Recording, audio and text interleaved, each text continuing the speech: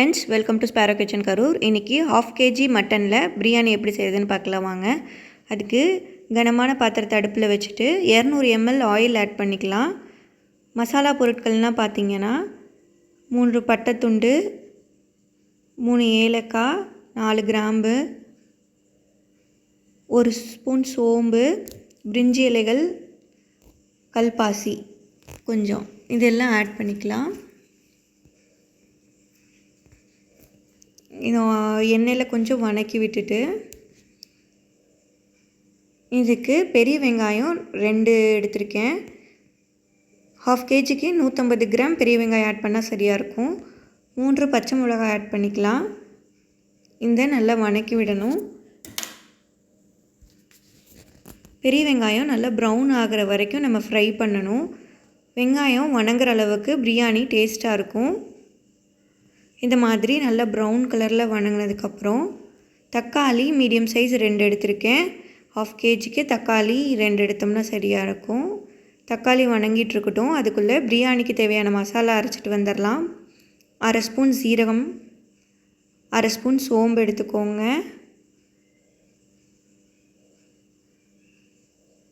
மிளகு 1/2 spoon add பண்ணிக்கோங்க. பட்டை ஒரு 3 துண்டு ஆட் பண்ணிடலாம்.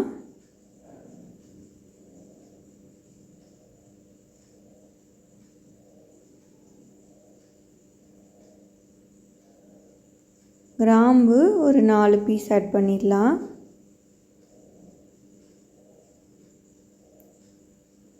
அதுக்கப்புறம் ஏலக்காய் ஒரு 4 ஆட் பண்ணிடுங்க. இந்த அளவு எல்லாம் நான் 1/2 kgக்கு சொல்கிறேன். நீங்கள் 1 kgனா இதில் டபுள் மடங்கு. 3 வரமிளகாய் போட்டு அதை அரைச்சி எடுத்து வச்சுக்கலாம். உள்ளே தக்காளி எல்லாம் நல்லா வதங்கிருச்சு. இஞ்சி பூண்டு பேஸ்ட் ஒரு 3 ஸ்பூன் ஆட் பண்ணிக்கலாம்.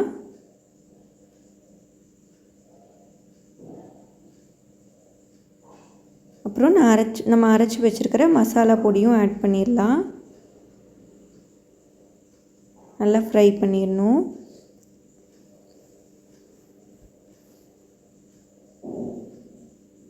இந்த அளவுகள் கரெக்டாக இருக்கும் 1/2 kg மட்டனுக்கு.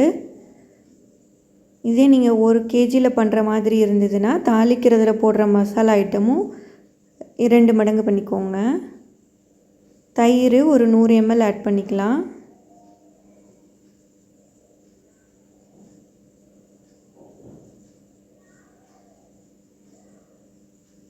அதுக்கப்புறம் லெமன் ஒரு 1/2 லெமன் புழிஞ்சு எடுத்து வச்சுருக்கேன். அதையும் ஆட் பண்ணிடலாம்.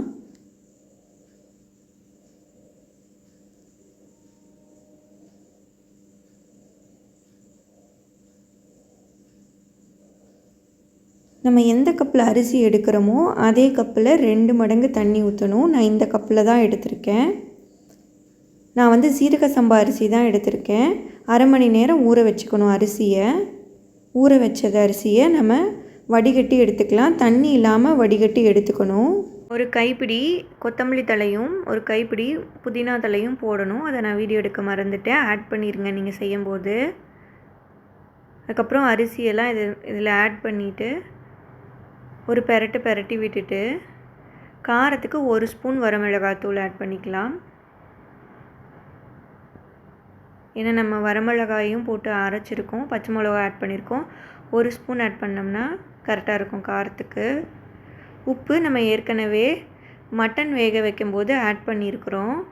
இதுக்கு கொஞ்சமாக ஆட் பண்ணிக்கலாம். அதுக்கப்புறம் டேஸ்ட் பண்ணிவிட்டு பத்தலைன்னா ஆட் பண்ணிக்கலாம். மட்டனை குக்கரில் போட்டு மஞ்சத்தூள், உப்பு இதெல்லாம் ஆட் பண்ணிவிட்டு 2 விசில் விட்டு எடுத்து வச்சுருக்கிறேன். இதில் இருக்கிற தண்ணியை நல்லா வடிகட்டிக்கலாம். வடிகட்டிட்டு மட்டனை நம்ம பிரியாணி கூட ஆட் பண்ணிடலாம்.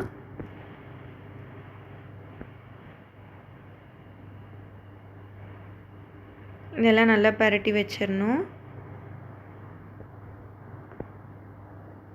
தண்ணி அந்த பாத்திரம் காமிச்சேன் இல்லைங்களா, அதில் 2 மடங்கு ஊற்றணும். மட்டன் தண்ணி வேக வச்சதை எடுத்து வச்சுருக்கிறேன். அது கூட நம்ம வாட்டர் ஆட் பண்ணிவிட்டு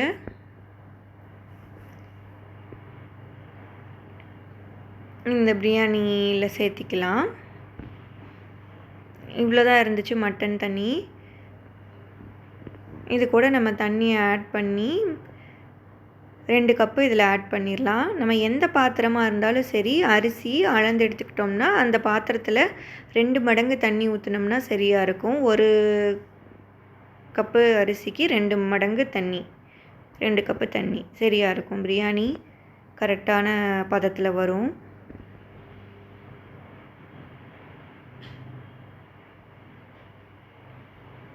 தண்ணி ஆட் பண்ணி மிக்ஸ் பண்ணிவிட்டு ஹை ஃப்ளேம்லேயே இருக்கட்டும்.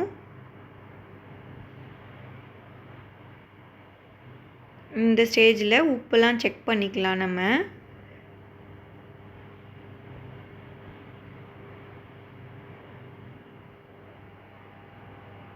எனக்கு கொஞ்சோண்டு கம்மியாக இருந்துச்சு, நான் ஆட் பண்ணிக்கிட்டேன்.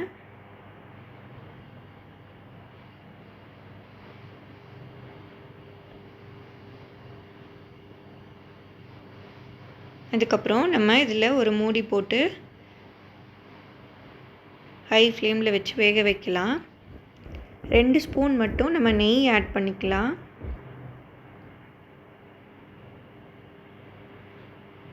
நெய் ஆட் பண்ணிவிட்டு ஒரு மிக்ஸ் பண்ணி விட்டுடலாம்.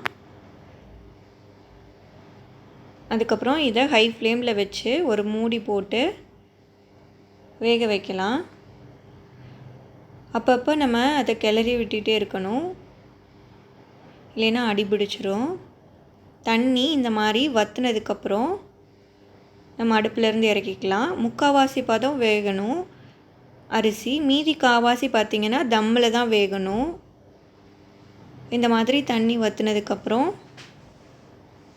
நம்ம அடுப்புலேருந்து இறக்கிக்கலாம். தோசைக்கல்ல ஒரு 5 நிமிஷம் ஹை ஃப்ளேமில் வச்சு நல்லா சூடு ஏற்றிடலாம். அதுக்கப்புறம் வாழை இலையை இந்த மாதிரி பாத்திரத்துக்கு ஏற்ற மாதிரி கட் பண்ணி நம்ம கவர் பண்ணிக்கலாம் சாப்பாடு மேலே வச்சு. அந்த வாழை இலையோட ஃப்ளேவர் கொஞ்சம் பிரியாணியில் இறங்கும். டேஸ்ட்டு சூப்பராக இருக்கும். தோசைக்கல் சூடானதுமே சிம்மில் வச்சிடலாம். அதுக்கப்புறம் நம்ம பிரியாணி பாத்திரத்தை தூக்கி இது மேலே வச்சிடலாம்.